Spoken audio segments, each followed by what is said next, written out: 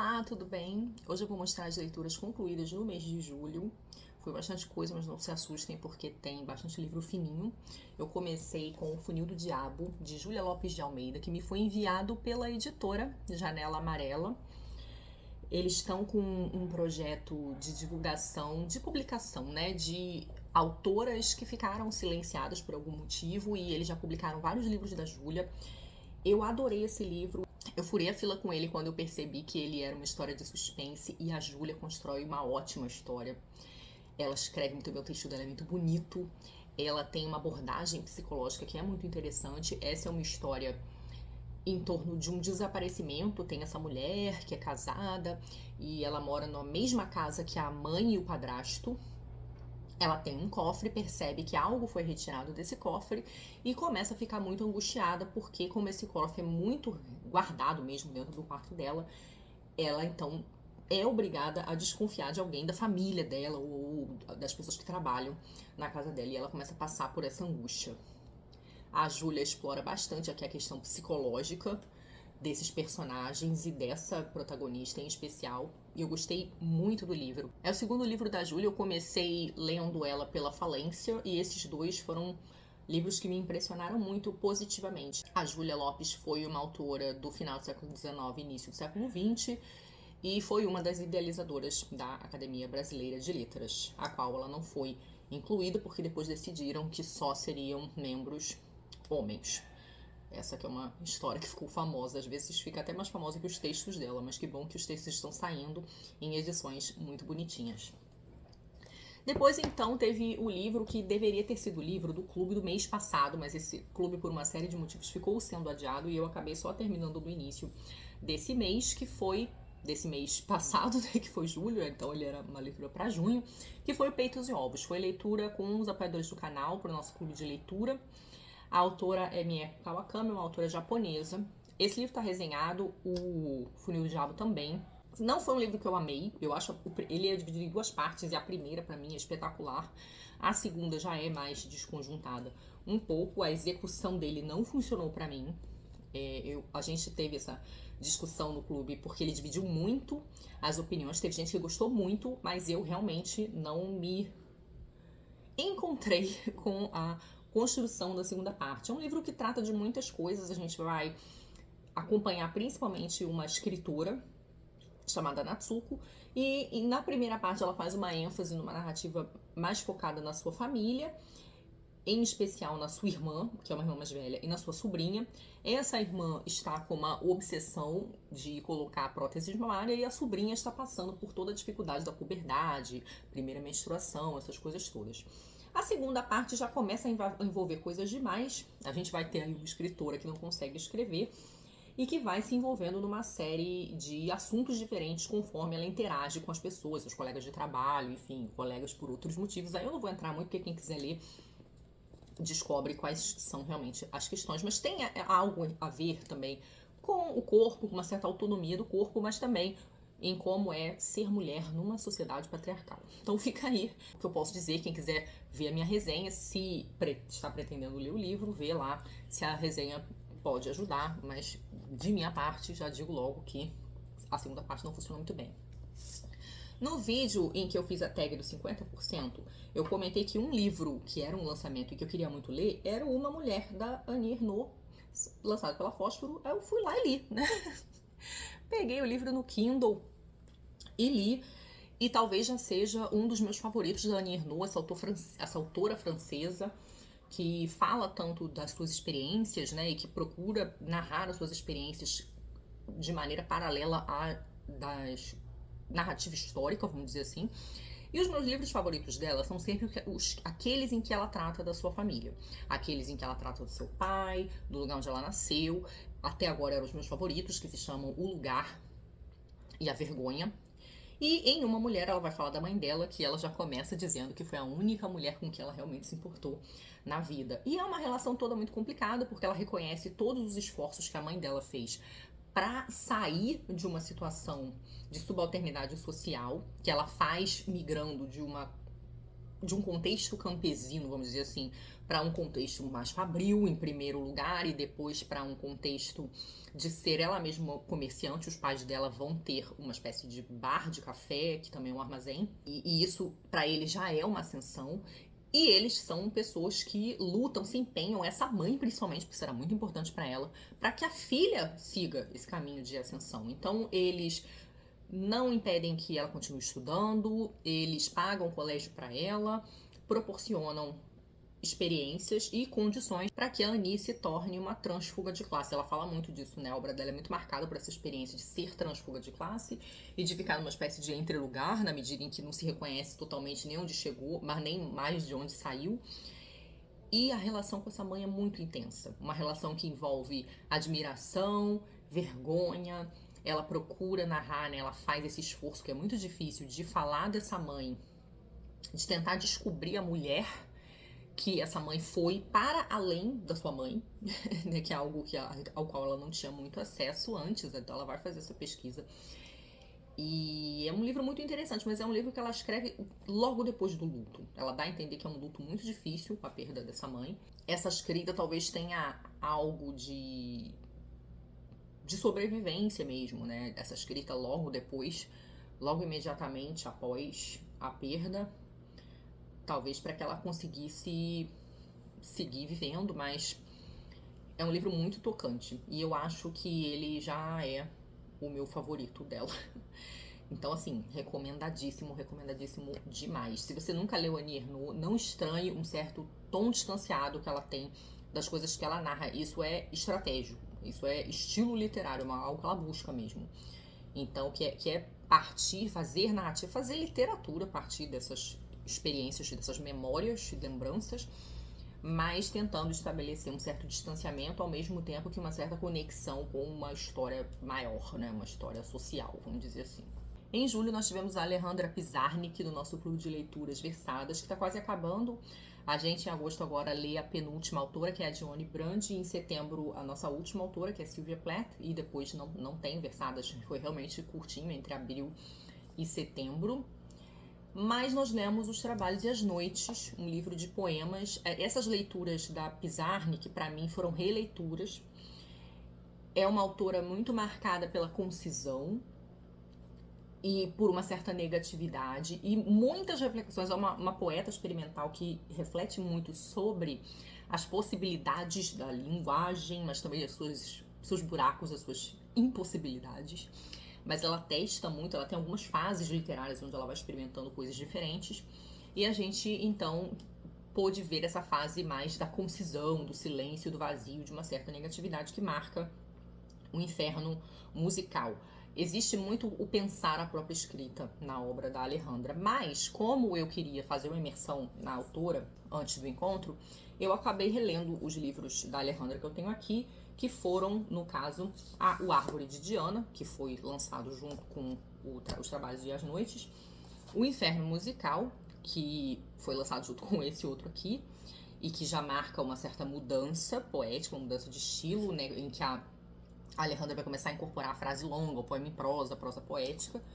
E A Extração da Pedra da Loucura foi um livro que eu não consegui terminar, né? Eu li um bocado dele, mas não consegui terminar por conta de vários compromissos. Não deu pra seguir com ele, mas ele foi relido em parte, né? Então não fica aí na lista das leituras concluídas, mas só pra comentar que era um plano, não aconteceu. Depois eu li esse livro lindíssimo que estava na minha fila há milênios, ele está na minha lista de 5 leituras para 2024 e ele foi a terceira leitura, a favorita até o momento, que é O Coração é um Caçador Solitário, de Carson McCullers. Um romance em que ela vai acompanhar 5 personagens, um romance que ela escreve seguindo a forma musical da fuga, então a gente tem o que seriam diferentes linhas melódicas, são esses 5 personagens, e essas linhas se relacionam entre si, seja pela diferença ou pela semelhança, e é uma relação mais ou menos parecida à que ela vai fazer aqui. Esse romance se passa no final da década de 30, é um contexto muito marcado tanto pela Grande Depressão quanto pela segregação racial, e essas coisas todas estão bem trabalhadas aqui, em especial porque é uma história que se passa no Sul. A Carson McCullers era uma autora norte-americana associada aí ao gótico sulista, né? Então a exploração de temas como a decadência moral, econômica, espiritual da região do Sul. E é uma autora que, nesse livro que ela publica com 23 anos, é o primeiro romance dela e já é a grande obra dela, ela vai desenvolver maravilhosamente esses personagens. É uma autora de muita sutileza, não é uma autora de grandes declarações ou grandes frases, né, ou exagerada de modo nenhum. É tudo muito sutil, então trabalha muito bem ali o não dito, né, muitas coisas não são explicadas, e ao mesmo tempo ela constrói personagens fortíssimos, né, personagens que são muito marcantes. E eu fiquei realmente muito impressionada. Esse definitivamente vai, muito provavelmente, ser uma das melhores leituras desse ano. Então, fico feliz que na minha lista de 5 eu tenha acertado. Até agora eu li bons livros, né? Eu gostei muito da trilogia de Copenhague, da Tove de Clevisen. O livro do Calvino, eu gostei muito, porque o Calvino escreve muito bem, mas não foi um livro que funcionou totalmente comigo, né? Acho que as expectativas atrapalharam ali um pouco. O projeto total do livro do Calvino não funcionou também muito comigo. Eu expliquei isso um pouco na resenha, que eu acho que ele tenta ali fazer uma irreverência, uma piada que ficou um pouco longa demais, na minha opinião. Mas esse aqui não, Sou Amor, já tá resenhado para quem quiser ver. Por fim, terminei lendo o Tolstói e Tolstaia. Eu tô me referindo ao livro assim, mas ele é basicamente a coletânea de 3 textos diferentes, né? A novela do Tolstói chamada Sonata Kreutzer, que é uma das novelas mais controversas do autor, né? Desse autor russo, que é um autor imenso russo. Eu acho que algumas pessoas sentiam falta de Tolstói aqui no canal, porque eu só falo do Dostoiévski, né? Que é meu autor russo favorito, assim, sem sombra de dúvida.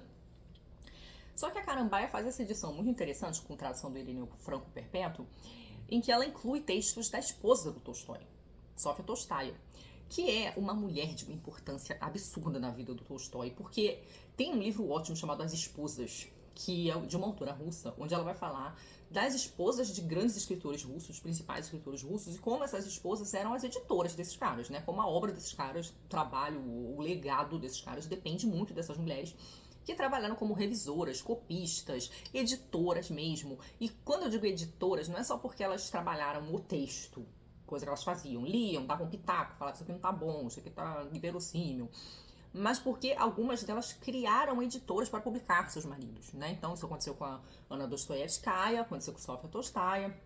Tem essa história maravilhosa da Nadezhda Mandelstam, que decora os poemas do Osip Mandelstam, que é preso, morto, né? E a gente só tem a obra dele hoje porque ela decorou esses poemas, porque era tudo censurado, ficou durante o tempo tudo censurado.